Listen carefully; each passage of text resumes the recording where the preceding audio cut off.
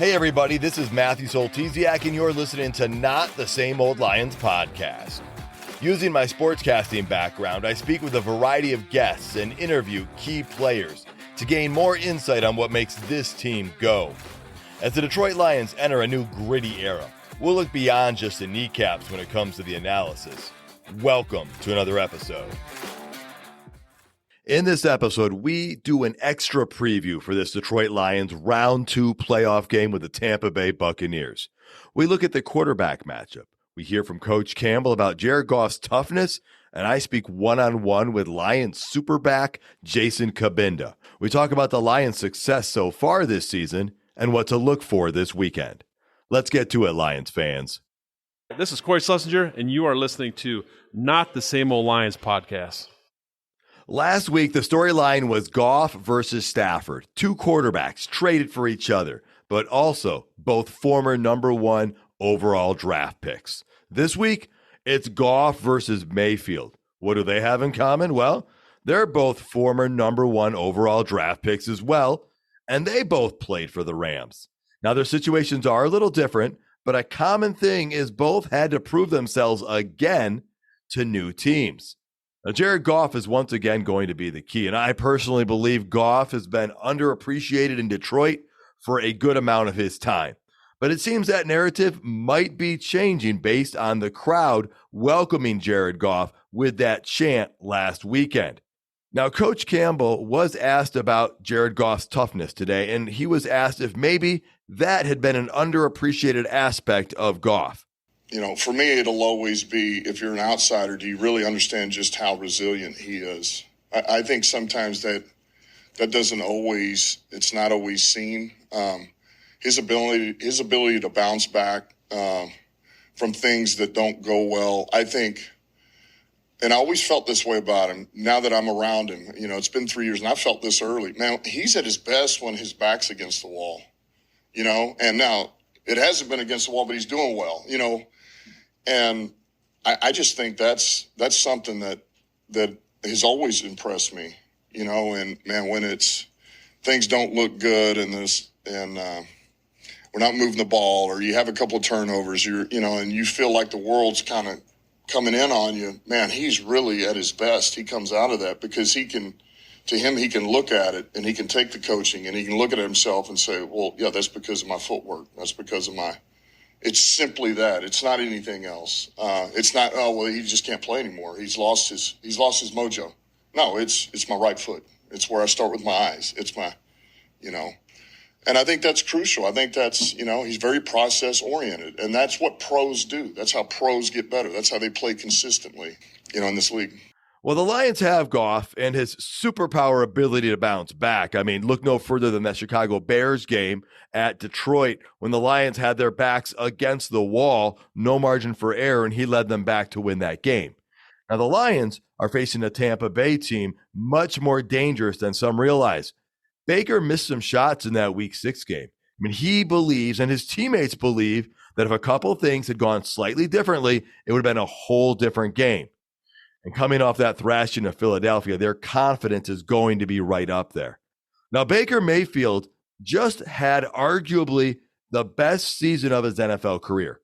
4,000 yards passing, 28 touchdown passes. Those are career highs. He had 10 interceptions. His quarterback rating was about a point off his career high, and his completion percentage this year of a 64.3%, that is a career high. So Coach Campbell was asked, what are the keys to success for the Lions defense against Baker Mayfield? 13. You know, we got to find a way to squeeze this in on Baker. If you let him sit back there and play with rhythm in a hitch, it's dangerous because he will get it up to his guys and he's going to give them a chance to make a play. But Evans he's an issue, and our guys know that. We can't let him go off.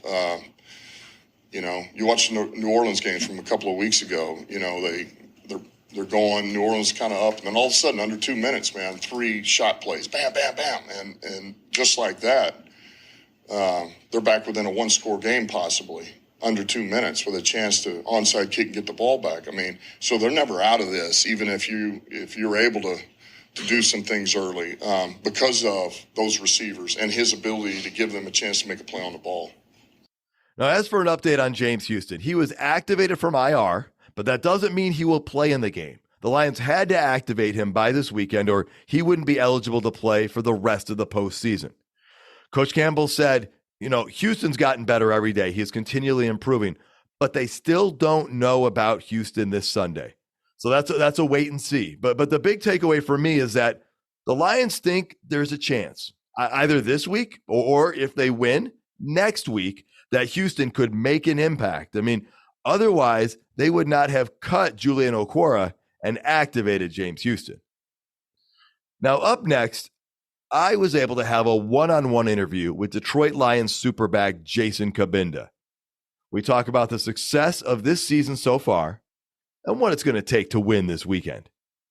Jason, expectations were big for this 2023 season, the way it ended last year in Green Bay, and then our podcast did a hype train episode. How did you guys stay focused going into this season, knowing expectations were so big? Yeah, I think it really comes down to the fact that, expectations were big inside the building, for us. It was our standard really, that kept us in that mindset, because that's what we expected out of ourselves. And I think obviously, like you mentioned, that the season where we beat Green Bay to keep them out of the playoffs, the way we went on that run at the end of that season, I think it was a big confidence builder for what kind of team we were and what kind of team we could be. So I know that all season was huge for a lot of the guys, because a lot of the guys wanted to come in this season at their absolute best, because we knew what we could, put out there in terms of a product and, make the playoffs and reach those type of goals. And obviously we're not done yet, but it's been special, man. It's been a special season, and the fans have been 100% behind us, man. This city's been dying for a winner. And they've been with us through thick and thin. And I'm so appreciative of that. I'm so appreciative of this fan base. I say all the time, Detroit Lions fans are the absolute best. I mean, they are. And I don't see how anybody could argue against that. And when you have an environment like we had this past Sunday, I think it was 133 decibels of noise. It was like the fourth loudest. I mean, when you have that type of environment, that just tells you that, these fans have quite literally been waiting for this all their life. And they're here, man.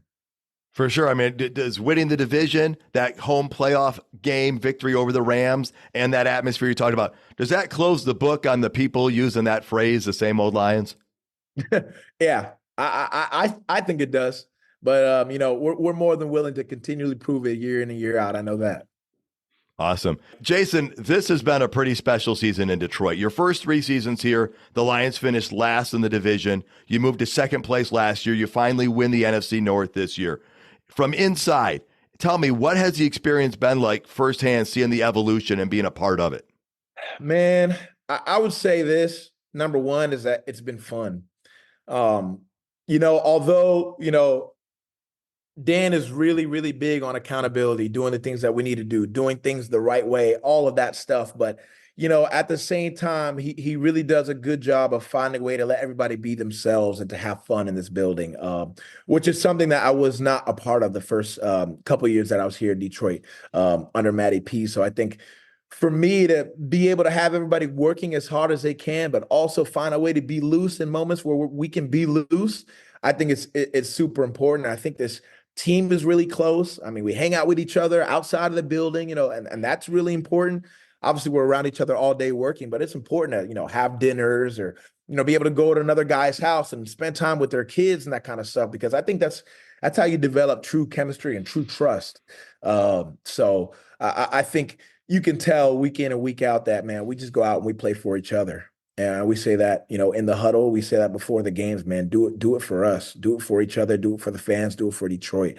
I think that's the most important part. That's what's been so special to me.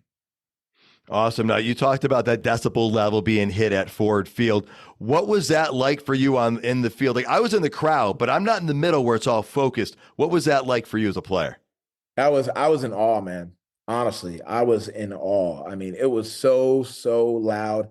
They made it super difficult for Stafford and the Rams and their offense to get going, to get all their play calls. And I think they might have burned a couple of timeouts literally just because staff couldn't get the call to his helmet. So that's a credit to the fans and them, going in and making noise and screaming their heads off, man. And we need it again.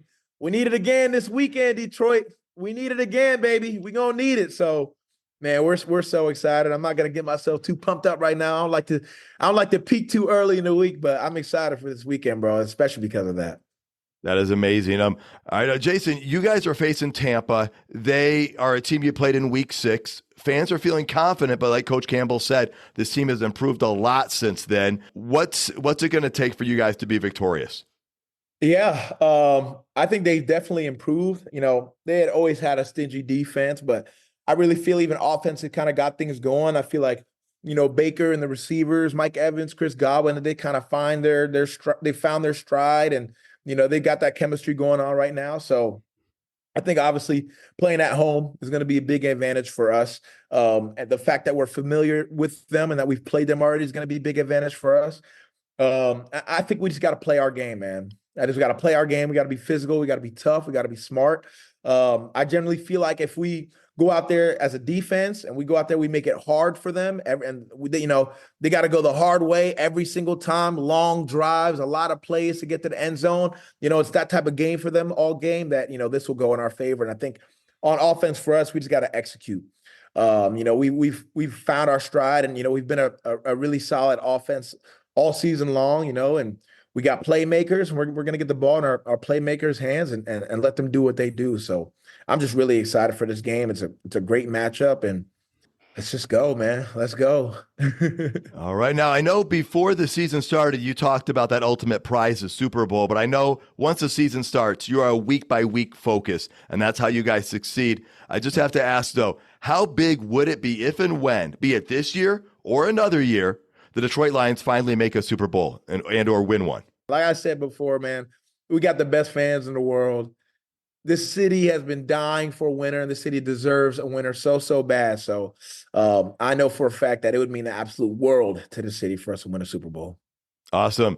This is Jason Cabinda, Detroit Lion, Indomitable Lion. Jason, thank you so much for joining this show. Thank you, man. It was great talking with you. And I'm going to leave you with my tagline. Stay gritty, my friend, and best of luck on Sunday. No doubt, man. Appreciate you. You have a good one. All right, you too. Take care.